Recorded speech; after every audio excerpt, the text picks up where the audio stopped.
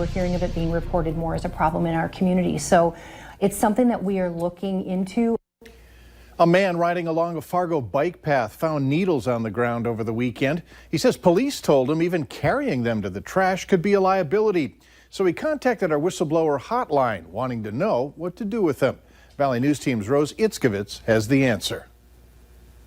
A whistleblower found needles on this Fargo bike path across from City Hall over the weekend. The man asking to remain anonymous, but showing us pictures of needles here and caps and plungers near the entrance by 4th Avenue North. They are a common insulin syringe. Robin Lickey-Sal with FargoCast Public Health says these common insulin syringes are often used for illegal drug use. It could have been, someone with diabetes. It could have been, someone who injects an illicit drug. The whistleblower saying he was told even carrying them to the trash was a liability on his end, and he wanted to know what to do with them. North Dakota Century Code is pretty clear that if you have drug paraphernalia, such as a syringe, and there's any residue in or on or around that syringe, that you could be guilty of a felony drug paraphernalia charge. Though she says a citizen could make the argument they didn't have intent to use. Not only is it a criminal liability, but it's also a health liability. What should you do then? What can we do in these situations? Right, it really is a conundrum. We certainly don't advocate or recommend that citizens go out and pick up, needles that have been used. But if you're worried about your kids or pets, use puncture-resistant gloves. And you can drop it in a Sharps kiosk in town. One of the 2 local disposal locations is right here on the back end of the FargoCast Public Health building. Lickey-Sal says Public Health has no service to remove needles. I'm hoping that the next time we visit about this, I'll be able to say, yes, call this person at this number at this time, and we'll get it taken care of. But she says they're working right now to change that in the near future. In Fargo, Rose Itzkovitz, Valley News Live. FargoCast Public Health says in addition to gloves, you should also use tongs to pick needles up. For more on this, including the addresses for the 2 Sharps kiosk locations, go to our website and click on this story. A neighbor's fast action is credited for stopping a garage fire in Moorhead before it spread too far. It happened at the 1800 block of 10th Avenue North this afternoon. By the time fire crews arrived, the homeowner says that the neighbor had jumped the fence and had the fire mostly put out with a garden hose.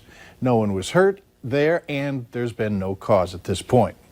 Just like Hutch said it would, the winds switched up. They were blowing from the south, and now they've reached a calm status. We've also got some warmer temperatures. Let's find out if there's anything we need to worry about tonight. He's here now with your no-wait weather planner.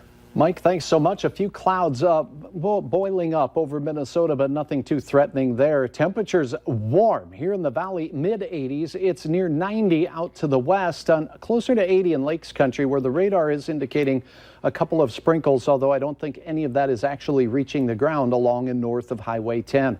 Other than that, that's the only activity we have in the region. However, we will have a chance of thunderstorms much later. This evening, get out and enjoy. Eventually, we'll slip down into the 70s after we get past the 9 o'clock hour. Increasing clouds late at night, and then a chance for some strong thunderstorms, even isolated severe thunderstorms during the overnight hours. I'll show you the latest on the timing and track of those storms here in a moment. All right, keep us posted. Thanks. Request to keep a lookout for a possible rape victim in a semi headed westbound from mile marker 33 I-94. Cockerman from Ottertail County. She's texting them stating she was Rich Wright, the driver of the truck. It's a semi with red and black and yellow lines. Trailers covered with red and yellow tarps. A man is behind bars tonight, but we don't know who he is after he was arrested on I-94 just before noon. At the scene this afternoon, investigators told our reporter that the victim was doing okay. But as I said, it's still unknown who the accused is, as if there is a kidnapping or a hostage situation. Clay County authorities say that they're remaining tight-lipped for the integrity of this investigation.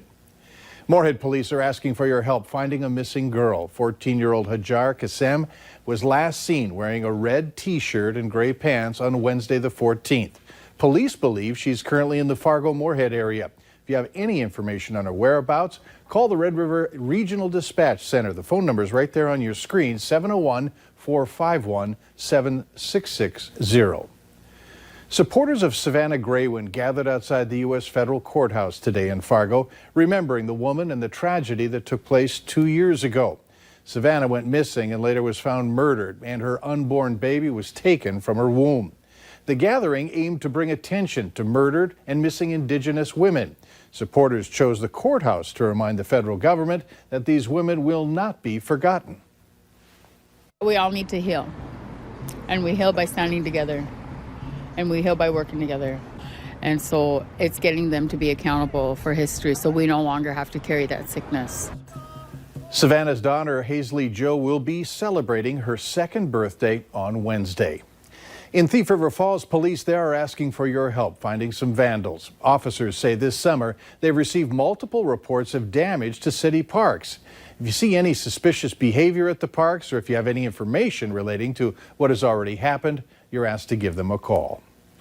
A beloved and iconic dance barn will soon be welcoming guests again. Arthur's Barn in Arthur, North Dakota, burned down almost 2 years ago.